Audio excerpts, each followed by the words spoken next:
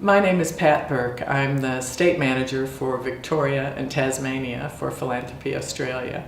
And I'm here today to have a conversation with Dr. Michael Liffman, who is being honored with Life Member of Philanthropy Australia.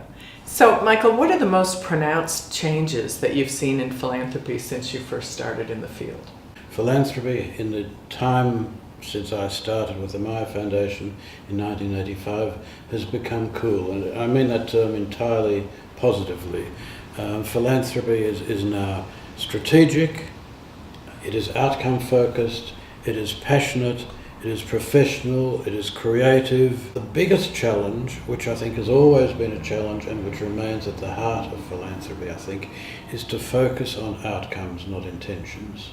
It's easy for us to sit around a table and to be passionate about something, but to actually know that you have achieved something, that your decisions have been thoughtful, reflective, informed, well-based, and that you are looking at what outcomes are being generated by your wish to do something, that I think has always been and always will remain the challenge. If you look at the annual reports of a lot of the foundations, and this may have changed in recent years, it seems to me that not as frequently as they should do they say, look, this didn't actually work. It was no one's fault, it didn't work. But what we have learned from the fact that it didn't work is the following. Yes, the word philanthropy. What do you think about that in general? I understand that. The centre, was initially called it was a terribly grand name. I have to tell this little story, but when I proposed it at Swinburne University, and to his credit, the Vice Chancellor was quite willing to allow me to explore the idea, that it was me and a desk. And the proposal I decided to call the Asia Pacific Centre for Philanthropy and Social Investment. Terribly grand name for me and a desk. And I thought, this is going to make me look very foolish. But the marketing people loved it, and I think had I suggested it be called the Interplanetary Centre for Philanthropy, they would have liked it even more. No, the serious part of that. So after some years, we decided to make a very subtle change, which was from philanthropy and social investment to social investment and philanthropy, to just give a slightly greater emphasis to social investment.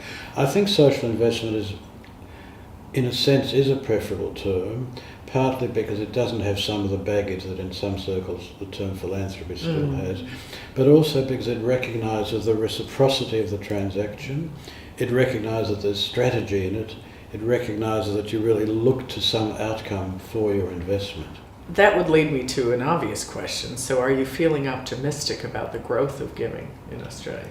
A trajectory in which everything continually goes up and never has any setbacks or never goes stale is unusual, I think, in history. So yes, let's be optimistic, but let's not be complacent. Let's realise that things do come and go, that trends do come and go.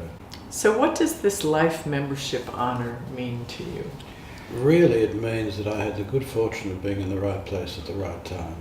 It's hugely gratifying, and it's wonderful to, in a sense, I suppose, see this as a culmination of a career which has been so rewarding and so collegial. It was like surfing a wave, which I was very fortunate to catch, and that wave has taken me to this point. Well, very well deserved for a very well respected and much loved man. Thank you very much. Thank you, I really Michael. do appreciate all of you. It's my pleasure, my honor.